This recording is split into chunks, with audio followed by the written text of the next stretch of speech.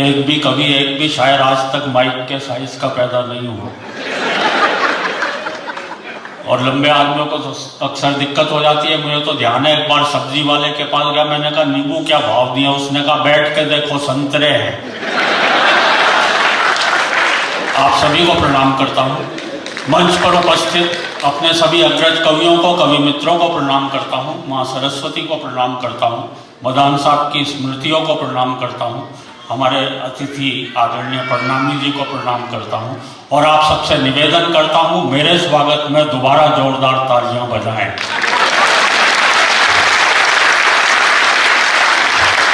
तालियां इसलिए बजवा रहा हूँ क्योंकि बाद में भरोसा नहीं। एक दो छोटी छोटी कविताएं मैं भी आपको सुनाऊंगा, पसंद आएंगी ठीक है, नहीं तो 3-4 और सुनाऊंगा। बहुत मन से आप लोग सुन रहे हैं, बहुत बहुत साधुवाद देता हूं आपको। अभी भाई अखबार का जिक्र कर रहे थे, वाकई में खबरें किस तरह से हमें हंसा देती हैं। कभी कभी अकेली खबर आनंद देती। मुझे ध्यान है एक दिन एक अखबार में खबर छपी, एक महिला खिलाड़ी का अपहरण, नीचे ब्रैकेट में लिखा हुआ था हमारे विशेष संवाददाता द्वारा।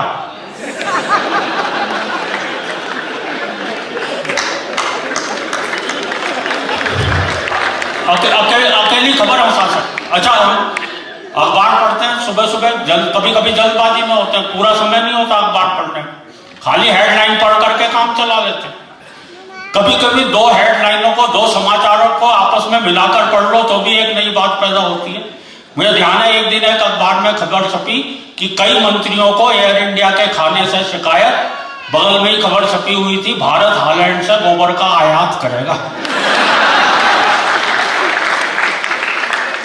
इस तरह के प्रयोग मेरे कई वरिष्ठ कवियों ने मेरे से पहले किए। एक नया प्रयोग दोस्तों मैंने भी किया इसमें। एक दिन मैं अखबार पढ़ता हुआ सड़क के किनारे खड़ा हुआ था।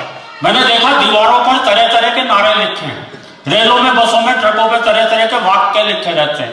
मैंने एक अखबार की खबर पढ़ ली, दूसरी सड़क के किनारे लिखी वो बात। अखबार पढ़ रहा था अखबार। अच्छा, एक बिल्कुल सच्ची घटना आपको बताता हूँ।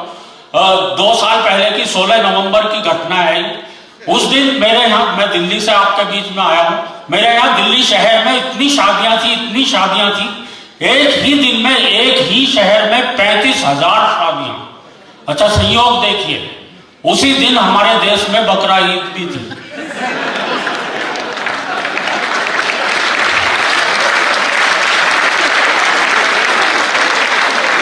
अच्छा, दोनों खबरें साथ साथ छप गई। दिल्ली में एक ही दिन में 35,000 शादियां, बकरा ईद धूमधाम से मनाई गई। तो इस तरह के प्रयोग मेरे कई वरिष्ठ कवियों ने किए। एक दिन मैं अखबार पढ़ रहा था, अखबार में खबर छपी हुई थी, हम देश को 21वीं सदी में ले जा रहे हैं। अचानक मेरी निगाह ट्रक के पीछे पहुंची। बहुत बढ़िया बात मिली, बात आप तक पहुंचे तो आपकी तालियां मुझे बताएं बात आप तक पहुंच गई है। हम देश को 21वीं सदी में ले जा रहे हैं, गति सीमा 40।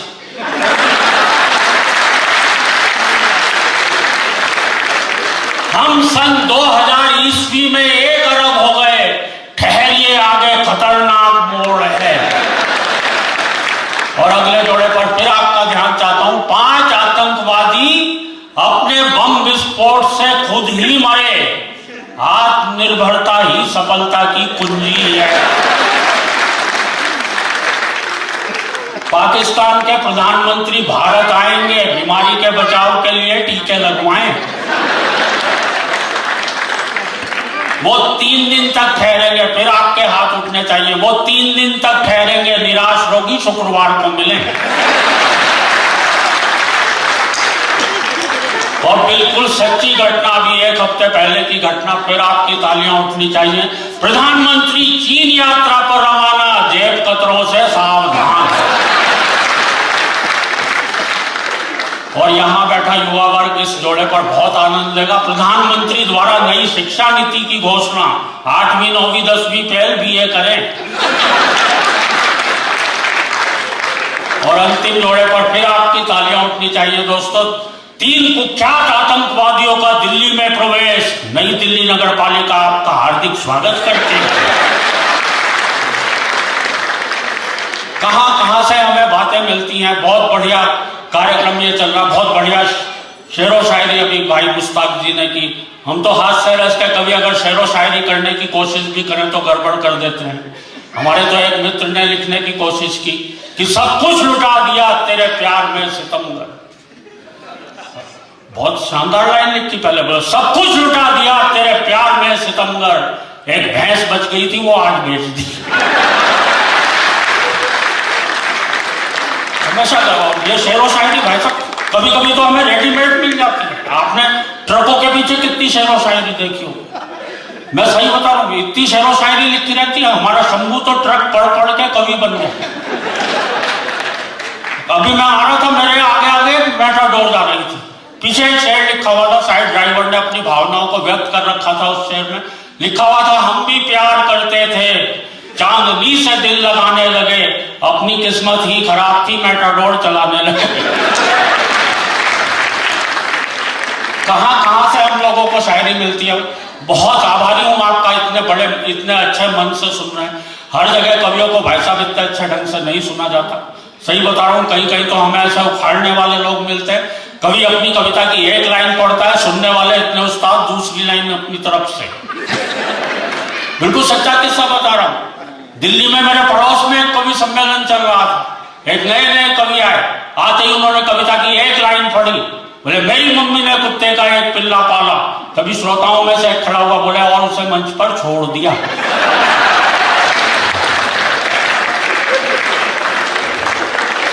ये तालियां बजाने वाली बात नहीं थी, क्योंकि ये कविता मैंने नहीं सुनाई थी, किसी और ही कवि ने सुनाई थी। पर इस तरह की दिक्कतें अक्सर हमारे साथ आती है। हमारे गीतकार गीत पढ़ने खड़े हुए, धरा बेच देंगे, धन बेच देंगे। तभी एक खड़ा हो गया, बोले भैया ये बता दे फिर कहाँ रहेंगे जब सारी चीजें बेच दोगे। और अभी तो संपत भाई में पिछले दिनों जेल में गए। बधाई हो आपको। बधाई नहीं हुआ, कवि सम्मेलन था। और एक बहुत बारीक बात आप तक पहुंचा रहा हूं, बात आप तक पहुंचे तो मुझे बताना। जेलर महोदय ने कवि सम्मेलन करवाया था और ये सोच के करवाया था कि शायद कैदियों की सजा में थोड़ी बहुत कमी रह गई है।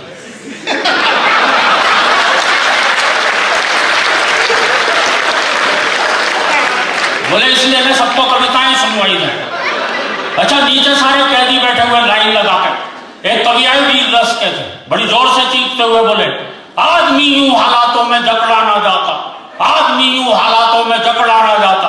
नीचे एक चोर कैदी बैठा था, बोला भैया कुत्ते की पूंछ ना दबती तो मैं पकड़ा ना जाता। हमें तो ऐसी जगह जाकर के भी कविताएं पढ़नी पड़ती हैं। एक बार तालियां बजा दे, मैं एक विशेष कविता आपको सुनाना चाहता हूँ। वाकई में बहुत मन से सुन रहे हैं। मैं इसलिए भी ये कविता सुनाना चाहता हूँ। अभी कल जो धूले शहर में जो घटना घटी है, किस तरह से अफवाहें हमारे देश में क्या से क्या रूप ले लेती हैं। अफवाहों का एक मकड़ जाल पूरे देश में फैलता जा रहा है। जरा सी बात को पता नहीं कितना बड़ा कर करके बता दिया जाता है। किसी भी शहर में अफवाहें फैलाकर दंगा हो जाता है। एक बहुत छोटी सी कविता का शीर्षक है 1 से लेकर 10 तक। बहुत जरूरी कविता। 1 से लेकर 10 तक की गिनतियां हैं मित्रों। गिनतियों के माध्यम से मैंने इस समस्या को उकेरने भरे। एक बार तालियां बजाकर मंदिर सीधे सीधे कविता से जोड़ता हूं आपको। भरे भरे शहर के सुनसान चौराहे पर, भरे भरे शहर के सुनसान चौराहे पर खड़े थे आदमी 3, 1, 2 और 3। भरे भरे शहर के सुनसान चौराहे पर खड़े थे आदमी 3, 1, 2 और 3। एक ने 2 से कहा देख लूंगा, 2 ने 1 से कहा देख लियो। 3 उन दोनों को देख रहा था। 1 ने 2 से कहा देख लूंगा, 2 ने 1 से कहा देख लियो। 3 उन दोनों को देख रहा था। उसने तुरंत 4 से जाकर कहा भाई 4 मेरे दोस्त मेरे यार। 1 था बेचारा, 2 ने बेचारे के थप्पड़ मारा। 1 था बेचारा, 2 ने बेचारे के थप्पड़ मारा। 3 ने 4 से जाकर कहा, एक था बेचारा, 2 ने बेचारे के थप्पड़ मारा। 4 ने 5 से जाकर कहा 1 और 2 में हो गई कहा सुनी। दोनों ने एक दूसरे की कमर बड़ी तबीयत से धुनी। 5 ने 6 से जाकर कहा, 1 ने 2 के चाकू मारा। 6 ने 7 से जाकर कहा, 1 ने 2 के गोली मारी। सात ने आठ से जाकर कहा, एक ने 2 के गोली मारी, 2 ने 1 के गोली मारी, वहां खड़े 3, 4, 5, 6 घायल हो गए। मैं वहीं से भागा भागा आ रहा हूं, सबकी हालत अपनी आंखों से देख कर आ रहा हूं। और दोस्तों 8 की आंखों में एक विशेष चमक आई। उसने 9 से सिर्फ इतना कहा, एक हिंदू था, 2 मुसलमान। इस बात पर शहर का एक एक मकान ना रहा, बस बन गया था कान।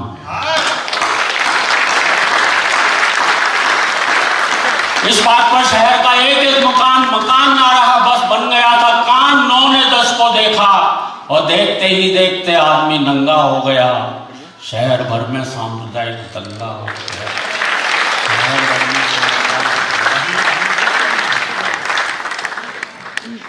बहुत मन से सुना आपने, बहुत बहुत आभारी हूं आपका। एक कविता का आदेश मेरे भाई संपत जी दे रहे हैं। बहुत अच्छे कवि, इतने बड़े बड़े शायर आते हैं, राहत इंदौरी जी जैसे शायर यहाँ पर बुलाए गए हैं।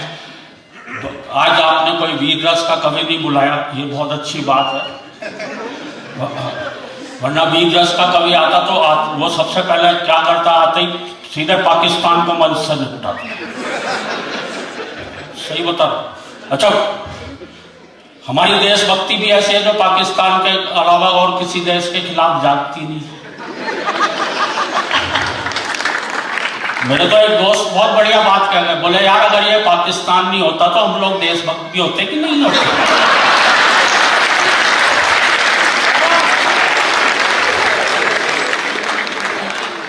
हो जाता बेचारा। अच्छा, कोई कभी तो इतनी जोर से चीखेगा भाई सब लोग घबरा के ताली बजा जाते हैं। सही बता रहा हूँ, कविता में भी कोई बात नहीं मिलेगी किसी। पिछले दिन एक कवि को सुन रहा था, बड़ी जोर से चीखते वो बोला, मैं पत्थर को पाषाण बना सकता हूं। मैं सोचने लगा यार पत्थर और पाषाण तो एक ही चीज, ये बना क्या सकता है इसमें, लेकिन जोर जोर से बोल रहा था। बोले मैं पत्थर को पाषाण बना सकता हूं, मैं मानव को इंसान बना सकता हूं, मैं मरघट को शमशान बना सकता हूं, मैं ईश्वर को भगवान बना सकता हूं। अच्छा, ऐसी ताली बज गई जैसे आप में से कुछ लोगों ने बजाई। कविता में कोई बात नहीं बचा। एक और कवि को सुन रहा, पहली लाइन दूसरी लाइन से मेल नहीं खाई। मैं कविता सुनकर दंग रह गया। बोले खाली खाली डीजल टंकी, तेल चाहिए। अच्छा, ऐसा हाथ भी उठा देते हैं ऊपर तक। खाली खाली डीजल टंकी, तेल चाहिए, आज मेरे देश को पटेल चाहिए। अच्छा, मैं बहुत देर तक सोचता रहा यार ये तेल का पटेल जी से क्या लेकिन उसे पता था पटेल जी पे ताली आएगी, इसलिए कहीं से तेल लेके आया। सुना जाता भाई। अच्छा, हुआ क्या था, जो कविता आपको सुनाना चाहता हूं मित्रों, जिन दिनों कारगिल में लड़ाई छिड़ी हुई थी, अच्छा जब लड़ाई छिड़ती है, युद्ध होता तो जनता में जोश आ जाता है। जो अब मेरे मोहल्ले वालों को भी जोश आया, अब उस जोश को कहां निकाले। उन्होंने सोचा एक वीर रस का कवि सम्मेलन करवाते। अच्छा, उन्हें कोई ढंग का कवि तो वीर रस का मिला नहीं, पता ही कहां से 50-60 कवि पकड़ कर लाए। सही बताओ, जो भी सड़क पे मूंछों वाला आदमी दिखाई दे रहा है उससे कह रहे थे यार तू वीर रस का लग रहा, आजा मंच पे बैठ। अच्छा, मैं उस कवि सम्मेलन को सुनकर आया, मेरी एक हास्य रस की कविता बन गई। किसी पर कोई कटाक्ष नहीं है, एक शुद्ध हास्य की कविता आप तक पहुंचा था। एक बार तालियां बजाकर मंदिर कविता शुरू कर कि कारगिल युद्ध पर वीर रस का कवि सम्मेलन था।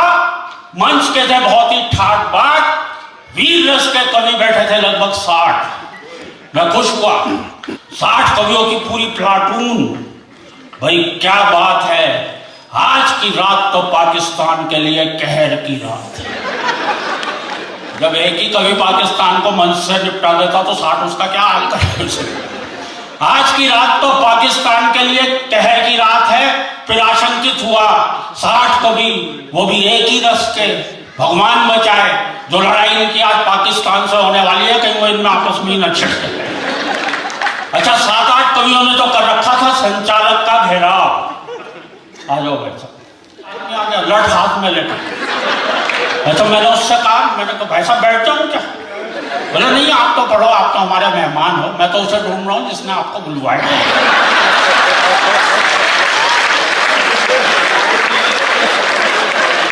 मैं यहाँ तो ये भी नहीं कह सकता मदान साहब ने हमें, वो मुझे ध्यान नहीं रहता मैं कहाँ था कविता में।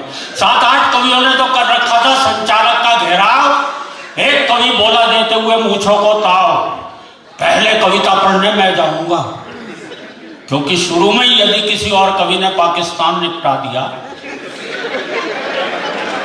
तो मैं क्या बाद में झुंझुना बजाऊंगा।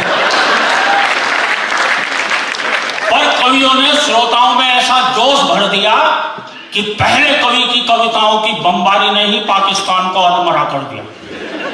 पूरा मंच बन गया था बंकर, सभी कोसने लगे पाकिस्तान को जमकर। पर एक कवि अभी भी पुराने जमाने के नशे में झूम रहा था, मिसाइलों के युग में पाकिस्तान के खिलाफ तलवार लिए हुए घूम। बोले कहाँ है पाकिस्तान से? अभी वो एक ने तो बहुत रुचि छोड़ी भाई साहब। उन दिनों परवेज मुशर्रफ पाकिस्तान के सेनाध्यक्ष थे। अच्छा, उसने तो इतनी ऊंची छोड़ी, बोले है मुशर्रफ, हम तेरे पेट में राणा सांगा की तलवार घोंप देंगे। अच्छा, मैं चौंका, मैंने कहा राणा सांगा की तलवार 400 साल पुरानी।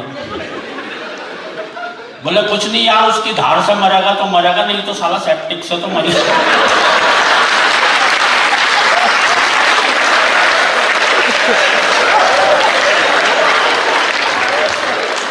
तो एक कवि ने पाकिस्तान को बंदूक से, एक ने तोप से उड़ाया। एक कवि तो शायद अर्थशास्त्री था, एक भी पैसा खर्चा नहीं किया, पूरा पाकिस्तान फूंक से ही उड़ा दिया। अच्छा, अब जो कवि आया उसने अपना एक हाथ कमर पर लगाया इस तरह से, एक हाथ एक दिशा में उंगली करके उठाया इस तरह से, और जोर से चिल्लाया, सुन ले पाकिस्तान सुन ले, सुन ले पाकिस्तान सुन ले। और अगली पंक्ति पर आपका आशीर्वाद चाहता हूं। मैं चकराया, अबे ये क्या क्लेश है, जिस दिशा में यार ये कभी उंगली उठा रहा है उस दिशा में तो बांग्लादेश।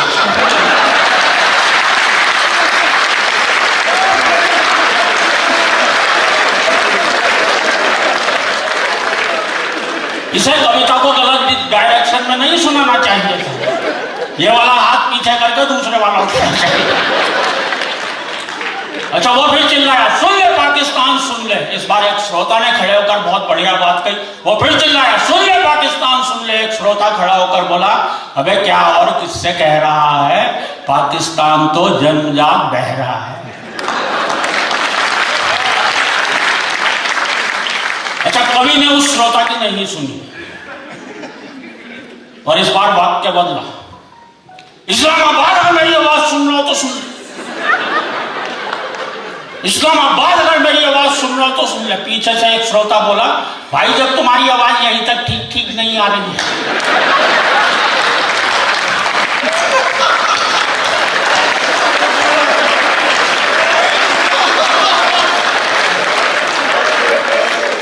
तो इस्लामाबाद तक कैसे जाएगी? वीर रस का अब जो कवि आया भाई साहब बता रहा हूं, वो होगा करीब 15 किलो का। हंसने की बात नहीं, इतना तो तब बता रहा हूं जब भयंकर सर्दियों का मौसम था, 5-6 किलो तो कपड़े ही पहनने। मैंने तो संपत भाई से पूछा, मैंने कहा यार ये वीर रस का कवि इतना पतला दुबला इतना कमजोर कैसे हो गया? तो ये बोला ऐसा इसलिए हो गया क्योंकि ये हर समय फूकता ही रहता है, इतना नुकसान ये अपनी कविता से पाकिस्तान का नहीं कर पा रहा जितना अपने शरीर का कर रखा है। अच्छा, इतना पतला दुबला कवि जब कविता पढ़ रहा था, आप लोग दृश्य का आनंद लेना दोस्तों, जब इतना पतला दुबला कवि कविता पढ़ रहा था तो श्रोताओं में से एक बोला, भाई कौन खड़ा है, दिखाई नहीं पड़ रहा है। भाई कौन खड़ा है, दिखाई नहीं पड़ रहा है, मुझे तो लगता है माइक खुद ही कविता पढ़ रहा है।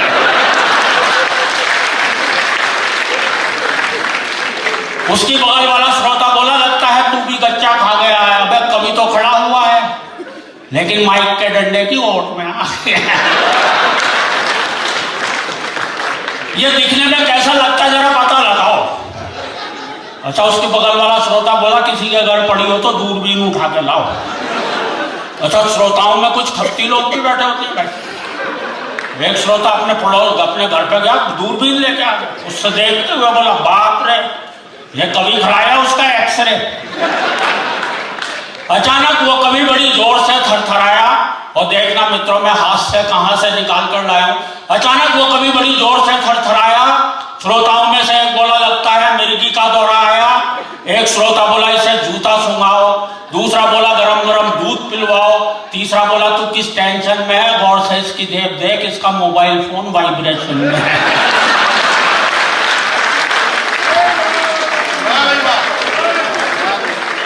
और मित्रों, वीर रस का अब जो कवि आया वो रामलीला वाले अंदाज में।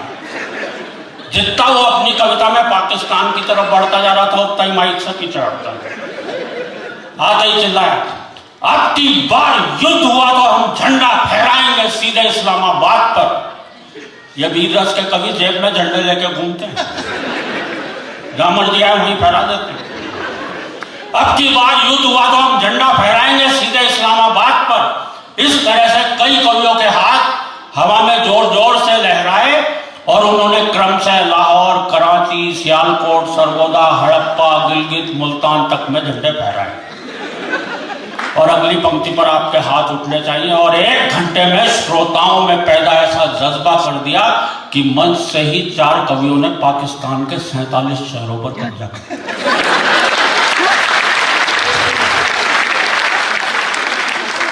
ऐसे कब्जा करने से जैसे सारे प्रॉपर्टी डीलर बैठे हुए।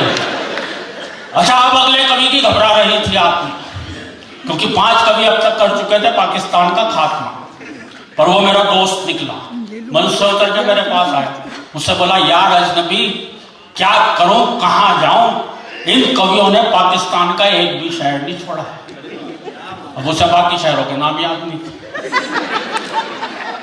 क्या करूं, कहां जाऊं, इन कवियों ने पाकिस्तान का एक भी शहर नहीं छोड़ा। मैं झंडा कहां फहराऊं? मैंने कहा, झंडा कहां फहराऊं? तो फिर ऐसा कर जा, झंडा लेकर और आगे निकल जा, और सीधे अफगानिस्तान पे चढ़ गया।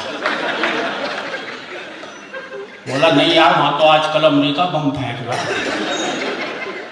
मैंने कहा, फिर उसके आगे ईरान है, वहां तेहरान निकल जा। तेरा क्या जा रहा, वहां फहरा जा।